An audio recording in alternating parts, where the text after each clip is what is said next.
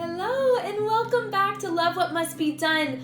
You guys, it has been a really long time, and since my last video, our lives have changed dramatically. Be very quiet.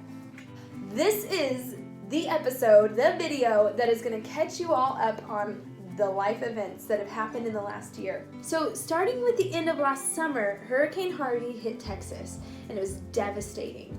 We were packing our house at that time because my husband had received a job offer very near our hometown back in the Midwest. We had lived in Texas for 3 years and we loved it. We loved our people, we loved our church, we had made some of the best friends of our lives, but we really missed home and we really missed our family who was still back in the Midwest. So we were packing our house through Hurricane Harvey. Praise God, no damage was done to our house. And we were able to move without having to worry about even the slightest of problems from storm damage. We just had none. But that wasn't the case for some of our dear friends. And sadly, because of all the floodwaters, we were not able to say all of our goodbyes in person, and that was very sad. But we did move. We packed up our stuff. We ended up somehow getting all of it up here, and we were able to stay on property that belongs to a really dear friend of ours up here. We stayed actually in our camper with our 4 kiddos, which, let me tell you, is quite the adventure, but we did it. That was a crazy time. It was kind of a stressful time, but it was a good time, and we spent a lot of time outside.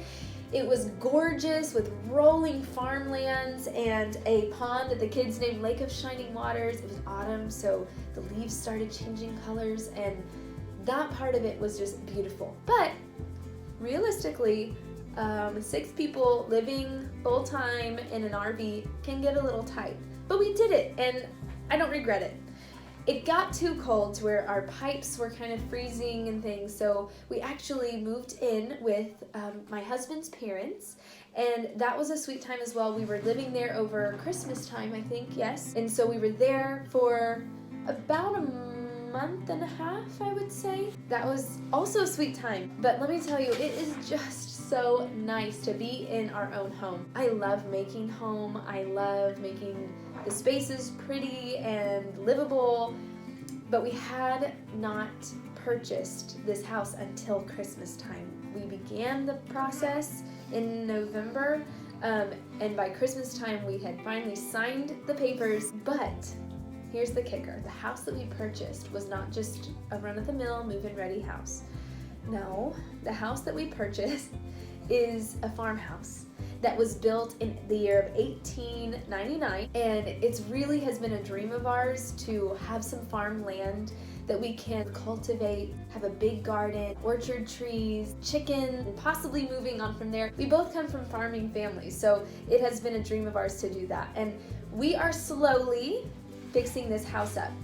The reason we didn't move in right away is because we had to do some demo in the original part of the house. The part we're living in is the part that was added on, I think, in the 50s. And so the part that was built in 1899, we had to remove all the plaster, all the lath, and it was just a dust bowl in here for days and days. Sit on my lap. Okay. So once that dust all settled, we painted some walls and we ripped up some carpet and very minimally spruced up this portion of the house we're living in.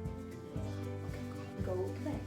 Mostly we spruced this side up for morale's sake, because this is going to be a long-term project. We are paying as we go. My husband's doing a lot of the work himself, and so I thought it'd be nice to be living in a pretty space, even if it is just partially finished. So we moved in. We went to our storage unit. Half our stuff's like in storage now. Some of it's here. We're still in an in-between kind of phase, but it's so nice to be in our own home and to see the vision of what it's going to be, even if it's going to take a while to get there. Our first phase is, like I said, the original part of the house, and that is a living room, another room that we're calling the parlor, and the upstairs. So I'm very excited. We got new windows on that part. Tomorrow we get insulation because let me tell you, in this old house there was none. No insulation, you guys. So we are here and we are working, and it is taking up a lot of our time, and our kids are helping us where they can, and we're homeschooling and we're just living life.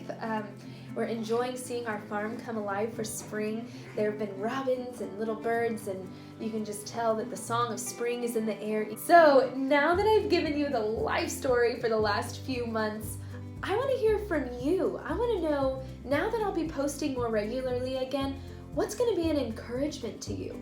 Do you want more homeschooling videos?